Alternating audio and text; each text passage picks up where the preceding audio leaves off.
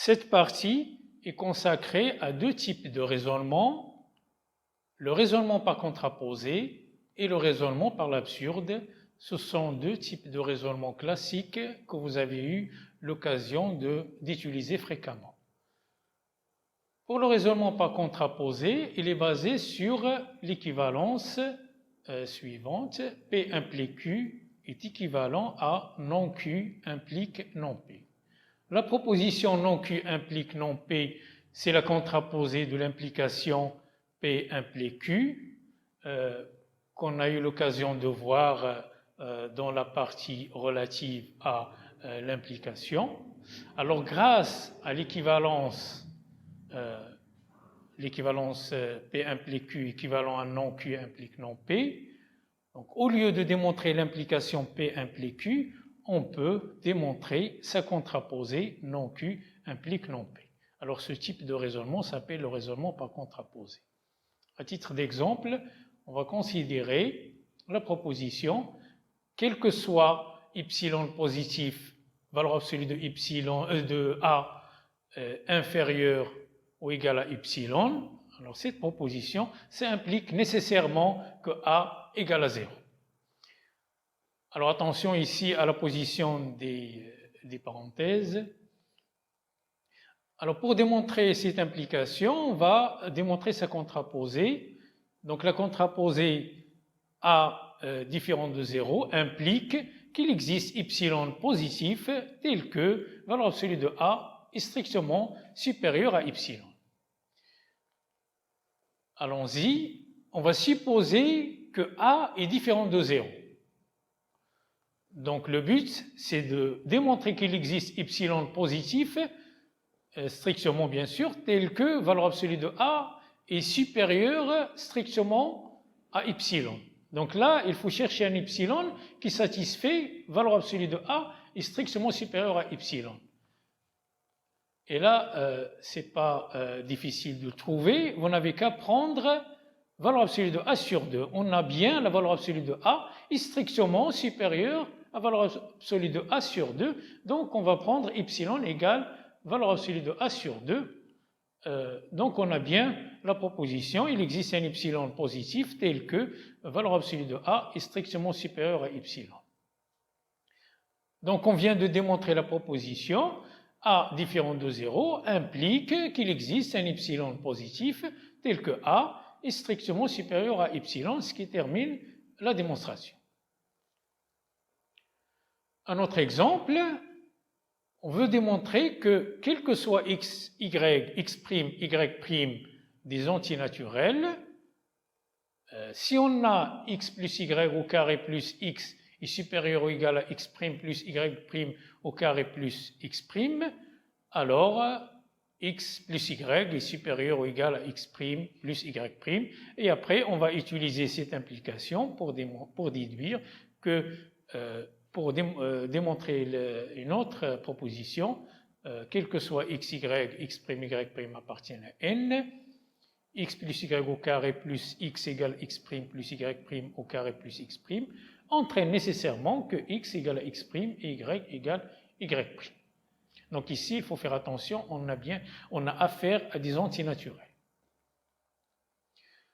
Alors, pour la première, on va raisonner par contraposé.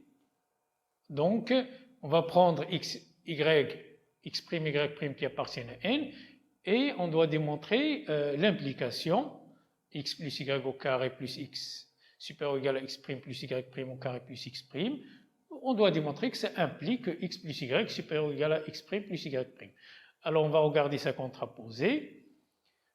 Donc la contraposée, c'est x plus y inférieur strictement à x' plus y' entraîne que x plus y au carré plus x inférieur strictement à x' plus y' au carré plus x'. Allons-y, on va supposer que x plus y inférieur strictement à x' plus y'. Donc, puisqu'on a affaire à des entiers, on déduit que x plus y plus 1 est inférieur ou égal à x' plus y'. Alors, on élève les deux termes au carré. Donc on aura x plus y, le tout au carré, plus 2x plus 2y plus 1, inférieur ou égal à x' plus y', le tout au carré. Alors on va minorer le premier terme par x plus y, le tout au carré, plus x plus 1, et on va majorer le second terme par x' plus y', le tout au carré, plus x'.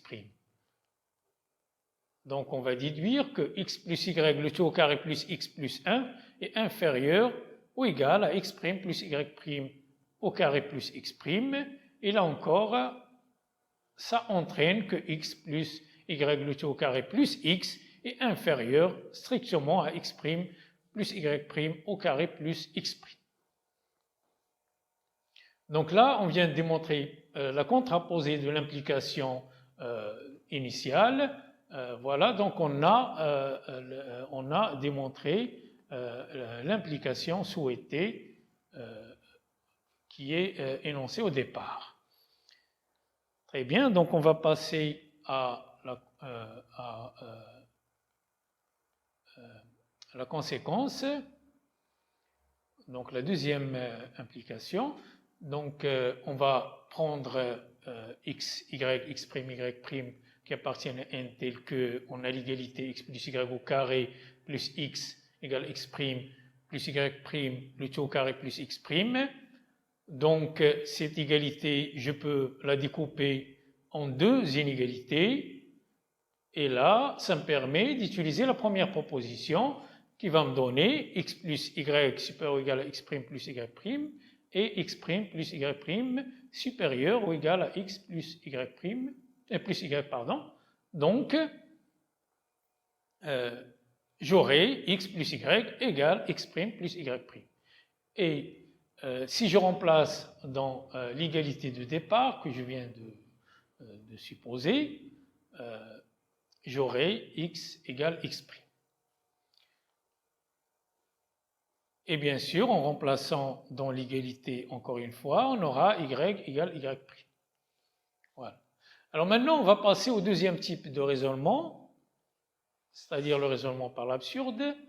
Alors, on souhaite démontrer une proposition P est vraie. Alors, on peut raisonner par l'absurde de la façon suivante. Donc, on suppose que sa négation, c'est-à-dire non P, est vraie, et on cherche à avoir une contradiction. Donc la contradiction, ça va être soit avec les hypothèses qu'on a supposées, soit une contradiction, n'importe. Donc ça peut être 2 est un nombre impair, ou ça peut être n'importe quoi, donc quelque chose qui est faux. Très bien. Donc avec cette méthode-là, on montre que si on a non P, alors on a nécessairement une proposition fausse. On aboutit à une proposition fausse, c'est la contradiction. Donc non P est nécessairement fausse, parce que si vous avez une implication avec une hypothèse et une conclusion qui est fausse, nécessairement l'hypothèse doit être fausse. Donc non P est fausse et par conséquent P est nécessairement vrai. Alors un premier exemple, on va montrer que quel que soit n appartienne à n étoile, racine de n au carré plus 1 n'est pas un entier. Alors pour cela, on va prendre un entier n qui appartient à n étoile et on va démontrer que racine de n au carré plus 1 n'appartient pas à n. Alors là, on va raisonner par l'absurde en supposant que la racine de n au carré plus 1 appartienne à n. Alors on va poser la racine de n au carré plus 1 égale à m. En élevant les deux termes au carré, on aura n carré plus 1 égale à m au carré. Donc m au carré moins n au carré égale à 1. En factorisant, on va avoir m moins n, facteur de m plus n égale à 1. Et on a nécessairement, puisqu'on a affaire à des entiers, on a nécessairement m moins n égale à 1 et m plus n égale à 1. Donc, le n est nécessairement égal à 0 et ceci est absurde. C'est une contradiction puisqu'on a pris n qui appartient à n étoile. Donc finalement, on conclut que quel que soit n appartient à n étoile, la racine de n carré plus 1 n'appartient pas à n. Alors un deuxième exemple, on veut démontrer que le log de 3 sur le log de 2 n'est pas un nombre rationnel. Alors pour cela, on va supposer le contraire et on va écrire ce qui nous permet d'écrire log de 3 sur log de 2 égale à P sur Q avec P et Q des entiers relatifs, mais comme le log de 3 et le log de 2 sont des entiers naturels, donc forcément P et Q, je peux les choisir dans n étoile.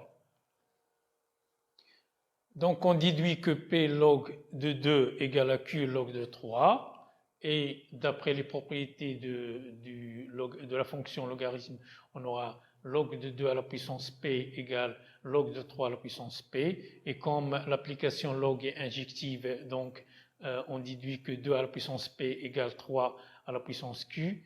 Donc ici, vous avez d'un côté un nombre pair et de l'autre un nombre impair. C'est une contradiction. Par conséquent, le log de 3 sur le log de 2 n'est pas un nombre rationnel. Ce qui termine cette partie.